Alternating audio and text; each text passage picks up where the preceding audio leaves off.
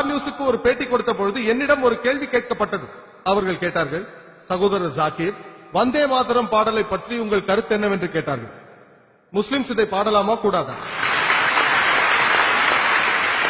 நான் சொன்னேன், முஸ்லிம்ஸ் என்ன சொல்வார்கள் என்று பிறகு பார்ப்போம், முதலில் இந்து வேதத்தை பார்ப்போம் என்று. நான் சொன்னதை கேட்டு அவர் அதிர்ச்சி அடைந்தார். வேதங்களை கற்றவர்களிடம் கேட்டு பாருங்கள், வேதத்தில் இறைவனுக்கு உருவம் இல்லை என்று கூறப்படுகிறது.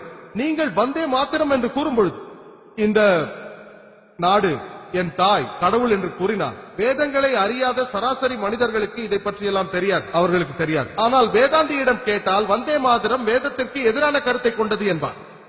ஏனென்றால் வந்தே மாதரம் பாடலில் 3 முறை நான் உன்னை வணங்குகிறேன் என்று வருகிறது. எனக்கு தெரிந்தவரை ஆரிய சமாஜில் உள்ள அறிஞர்களை கேட்டால் வேதங்களின்படி விக்கிரக ஆராதனை வேதங்களுக்கு எதிரானது என்று அவர்கள் கூறுகிறார்கள். பகவத்கீதையில் அத்தியாயம் 7 வசனம் 20 விக்கிரக ஆராதனை கூடாது என்று சொல்லப்பட்டிருக்கிறது.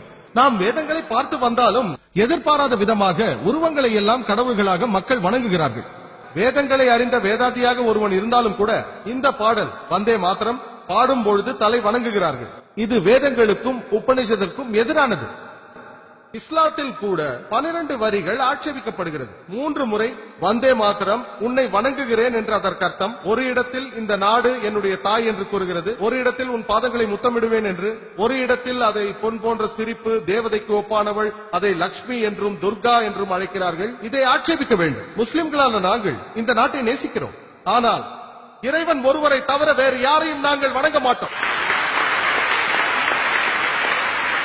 அது தாயாக இருந்தாலும் சரி, அந்த தாய் நம்மை 9 மாதம் சுமந்திருந்தாலும் சரி, அவரிடம் அன்பு செலுத்துவோம், மதிப்போம். ஆனால் தாய்க்கு கூட தலை வணங்க மாட்டோம். பெற்ற தாயாகினும் சரி.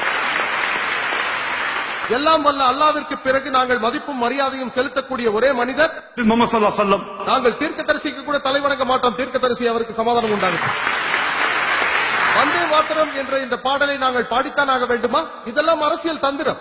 அரசியல்வாதிகள் ஓட்டு வங்கியை காப்பாற்றிக் கொள்ள இதெல்லாம் ஒரு வழி என்று அவர்கள் எண்ணுகிறார்கள். இந்த பாடலை பங்கிம் சந்த் சட்டோபாத்யாய் எப்பொழுது எழுதினார் என்று தெரியுமா? 1876. ஆனால் பிரசுரிக்கப்பட்டது 1882. இப்பொழுது நூற்றாண்டு எங்கு வந்தது? இது எந்த வருடம்? செப்டம்பர் 7ஆம் தேதி. தவறு செய்து விட்டார்கள் அரசியல்வாதிகள். அரசியல் நாடகம். அது மட்டுமல்ல, சவுதி அரேபியாவில் வாழும் முஸ்லிம் அவனுடைய நாடான சவுதி அரேபியாவுக்கு தலை வணங்க மாட்டான். பாகிஸ்தானில் வாழும் முஸ்லிம் பாகிஸ்தானிற்கு தலை வணங்க மாட்டான். அது குற்றம். இதற்காக இந்தியாவில் இருக்கும் முஸ்லிம்களுக்கு தேசபக்தி இல்லை என்பதா? அது எங்கள் மார்க்கம். நம்மை படைத்தவன், இந்த நாட்டை படைத்தவன் எல்லாவற்றிற்கும் மேலானவன். இந்த நாட்டை நேசிக்கிறோம். தேவைப்பட்டால் இந்த நாட்டிற்காக உயிரையும் தியாகம் செய்வோம். ஆனால் இறைவனை தவிர வேறு யாருக்கும் தலை வணங்க மாட்டோம்.